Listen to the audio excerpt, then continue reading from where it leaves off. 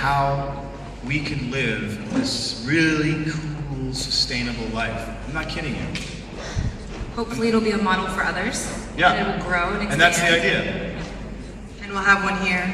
We'll have one here in You Austria. guys will visit? Right? You're gonna visit? I'm sorry, I didn't hear you. I guess What? they're not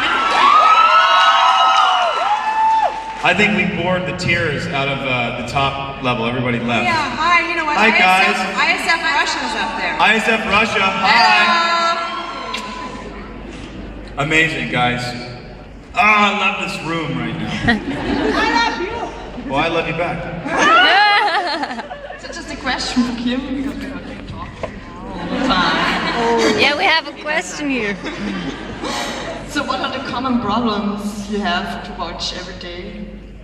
Within ISF? The common problems? The common problems. This over here. He's a big common problem. No, I'm just teasing. Well, there's a variety of different common issues that I think Jess and I face on a regular basis. Wanting to do so much and having so many phenomenal ideas, but having to meet the processes of the government, the rules, legal fees, they're a joy. Paperwork, and generally waiting for all of those pieces to come together. We've got so many people who have so many phenomenal ideas and want to do everything, but there's just so much process that has to be met because of the 501c3 non-profit. Weißt du eigentlich, wie man Petition ausspricht auf Englisch? Governance. Petition. And I guess Petition, okay. the other problem See what I have to deal with all or day? issues probably stems from sometimes people getting so passionate that they get afraid that when other people get involved that they might steal their project, their thunder, their ideas. So it's difficult at times for me to see this happen because I see a lot of people with great ideas wanting to hold on to their ideas so tight that it never gets to grow and flourish. So that can be difficult navigating. Do you? Yeah, I struggle with that a little bit, but we usually work through it. It's flourishing happens. It's all a process of growth, but those are some of the problems that we face. And learning. By the way, Jessica, you're right. It is a process of growth. Listen, guys, I know it's a Saturday afternoon and it's hot in here. Did we ever get air conditioning? Yeah. Please, please, please. Let's all just get naked. Let's just get naked. Less laundry. But I'm telling you, what we're saying is really important, and it's important to us, and I know it's important to a lot of you guys. If we just are able to make these projects happen, I'm not selling you anything. I'm inviting you to come and be a part of this, because it is the legacy that we will leave. I'm telling you, sitting on the stage in Vienna, that this is our time. I say we use it very, very well, and we have a blast, and we come together, and we all get naked on the farm, and we, save animals. Yes, this is a great idea!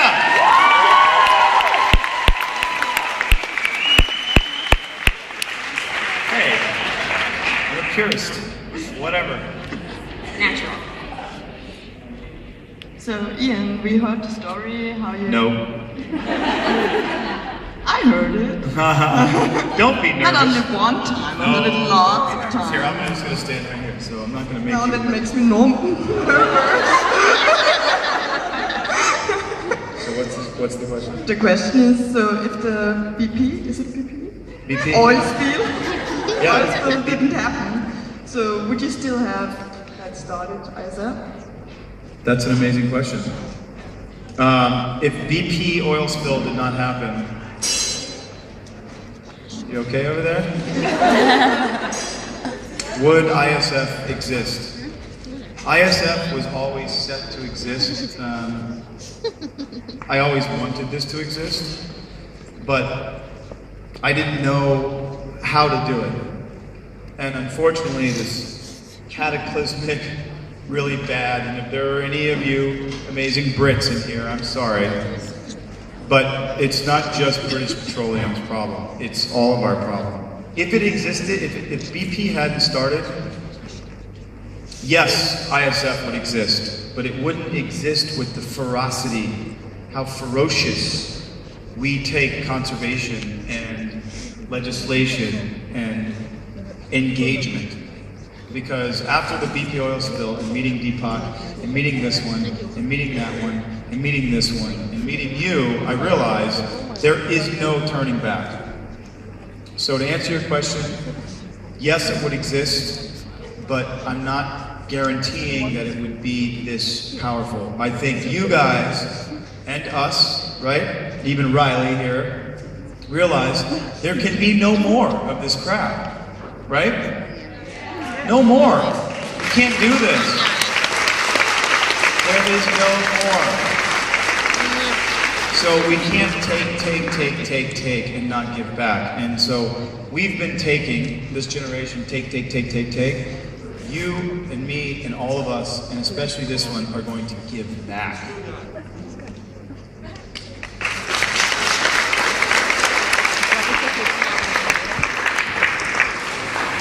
So Kim, we all love hearing stories about your kids, and could you just let us know some inspirational stories from your kids? With the kids in ISF? Yeah. Oh my gosh, where do I start? We need 2 more hours. Who's ready to have tears in their eyes? I think, no, because then I'm going to cry and I don't want to do that up here. Don't cry again, Kim.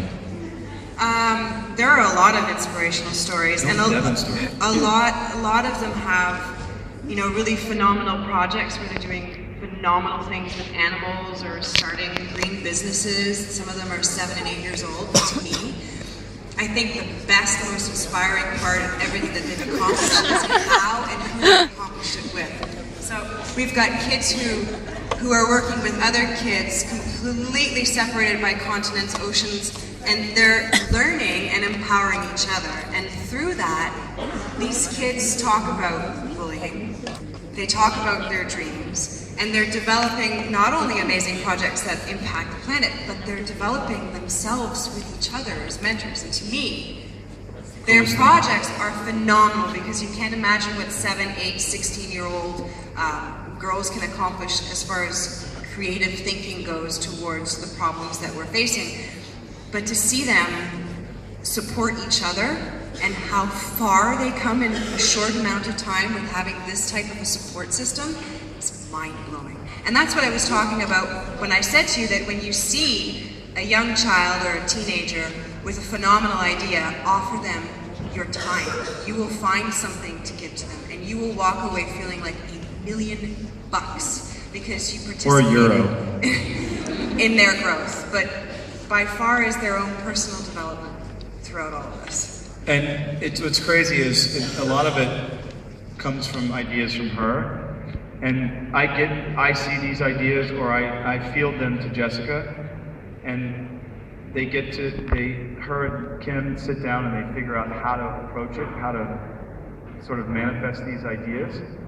So, I mean, the voices that I hear, and I said this earlier, oh no, that wasn't this panel.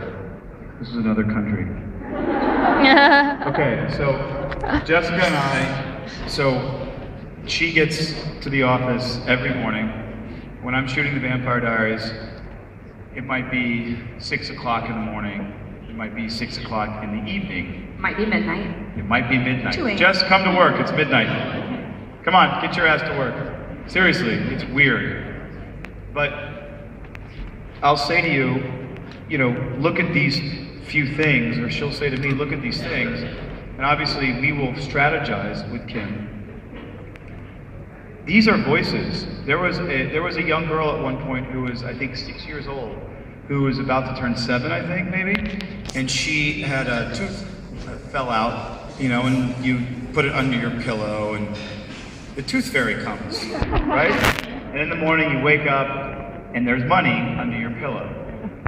So this little girl took this money, and she said to us, to ISF, you know, I don't have a voice, but I know I want one. Here is my tooth fairy money, because I want to help change the world. Okay, that's crazy. So Kim and Jessica said, I mean, with like, come on, Jess, you were a little teary. No, I wasn't. But it's crazy. So it's that kind of imagination and power. And so it's all of us and them. That is this power.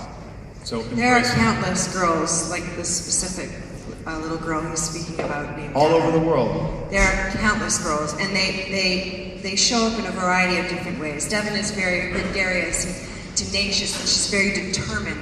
And then we've got somebody like Raven, who is a real thinker and has a lot of process in her ideas and follows all these different channels. There's so many different types of phenomenal personalities in all of us, but each of them shine just like Devin does. They all shine the same. So, And they're all necessary. They don't work without each other. no, and then, exactly. And just like they don't work without each other, I know this is holy cow. But literally, they work as a network. We work as a network. You are the network. So just remember that. Please. Pretty please.